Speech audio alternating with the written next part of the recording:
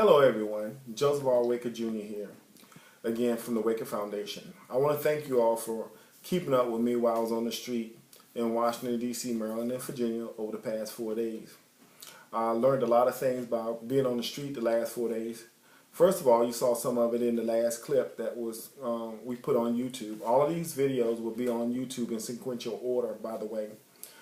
The first thing is I saw a lot of people on my way on the street by looking like this that didn't know me, that should have known me, recognized who I was, but looking like this they didn't really recognize who I was. Another thing is I made sure that I gave a lot of people my business cards. I must have gave out about 40 to 50 business cards. And I asked these people to do one simple thing, to just call my office, tell those people at my office where they saw me at the time of day so that they can sort of track me like that. That's one of the things I did not want to do, is to call back and forth to my office. So I gave these people these business cards for a specific reason, to call my office. And my office tells me that not one single solitary person called my office and told them that they saw me on any particular corner at any particular time. So I thought that was quite amazing, because if someone gives me a business card and asks me to give someone a call, I think I would do that just to check in and make sure everything was okay. But nevertheless, out of 40 to 50 business cards, we didn't get one phone call back here in my office, which is surprising, but I guess today's society is not really surprising. The second thing is I saw some people that I hadn't seen in about 20 years just cruising the Washington, D.C. area. I stopped in on a few people that I didn't know, and quite amazingly, they didn't know who I was either, not looking the way that I look. And they told me they probably would have never knew who I was looking this particular way. So that's another thing. While downtown Washington, D.C., we did a little videos, and it's on YouTube under the Waker Foundation, Myra Murray, if I remember correctly. There was a lady that came up to me. Her name was Miss Mary. She'd just been released either from jail or from the hospital. She had a hospital wristband on. But she gave me a very nice compliment. She says, "I'm too good looking to be on the street, and people knows that I'm not homeless."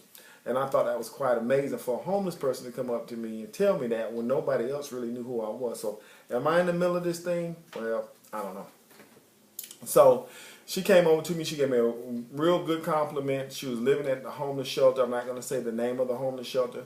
But she said in the meantime she was going to do some more drugs before she went and checked into the shelter. While at the same location, I met a young lady, and she had 2 kids. One was about, I guess, 4, 5, 6 years old, and the other one about 8 or 9 years old. And she said she had been in an abusive relationship, and she had a big knot on the right side of her head, and her face was black and blue. She said that she had left home because her boyfriend came to her job and threatened her boss, and told him if they didn't let him in, he was going to kill everybody in the building. So they let him in, and he beat up the girlfriend. So she got a phone call letting them know, the police let her know that the boyfriend will be released from jail. So that's why she left her home. She said after visiting 2 homeless shelters, she was at the 3rd homeless shelter then, and the only thing that they could do for her was give her a bagged lunch because they didn't have any more spaces available.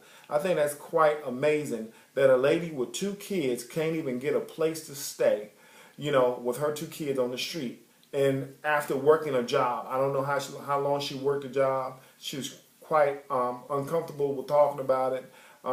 Shortly after that, I watched her walk off in one direction, and I walked off into another direction.